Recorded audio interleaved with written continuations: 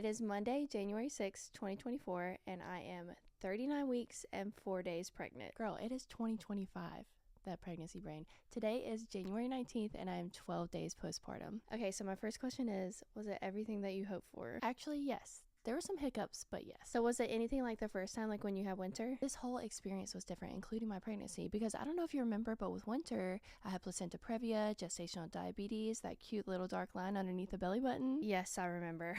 And with him, I didn't, and it's definitely true what they say. The second one comes a lot faster. When did you start feeling the first contractions? At about 2:30 a.m., and then we left for the hospital around like 8:30. We went in, and I think I was admitted around like 11:30, and I had him at 2:40. Be honest, this time did you get the epidural? I didn't, but to be fair, there's always that little voice in the back of your head that you think you might ask for it, and when it's the loudest is usually when you're about to give birth. So Okay, tell me, how were the nurses and the doctor? I think the midwife was good at her job. I think she was just trying to rush me and wanted to induce me pretty quickly, given that his heart rate was dropping with every contraction. But I knew that was pretty normal. I even FaceTime my doula to make sure, and she was like, yeah, it's completely normal. So I asked for more time to see if I could do it naturally, and the midwife agreed. So that was a plus. And the nurses were awesome. I'm predicting right now it took 4 pushes. Is that too optimistic? No, honestly, you were so close because it didn't take much. Okay, so the midwife comes in and she's like, hey, I think we're going to break your water. And I was like, no, thank you. I could feel myself bearing down. And I knew I was getting really, really close. So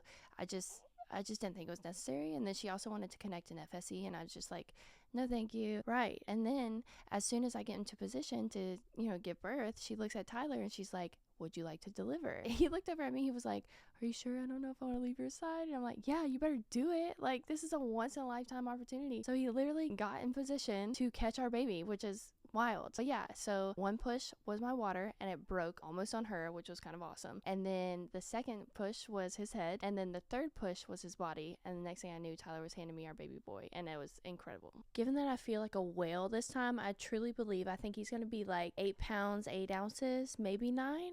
Girl, don't blame the baby. You're a whale because you kept eating those Debbie snack cakes every night. He was 7 pounds 10 ounces. Did you poop? Okay, so between you and I, yes, but not in the delivery room like with Winter. I actually did it in the parking lot. Okay, so when we got there early, I realized that my contractions weren't close enough for me to go in. So I told like Winter and Tyler that they could take a nap. And while they were napping, all of a sudden my body was like, you have to go, like right now. And there's no way I was waddling to the hospital by myself. So I look around, I found a Starbucks cup, and I just went number 2. Okay, last question. How does it feel to finally have him here? Oh man, it's the biggest blessing. It was all worth it. The sleepless nights, tossing and turning, the back pain, the heartburn, everything was worth it. He's the perfect puzzle piece to our family.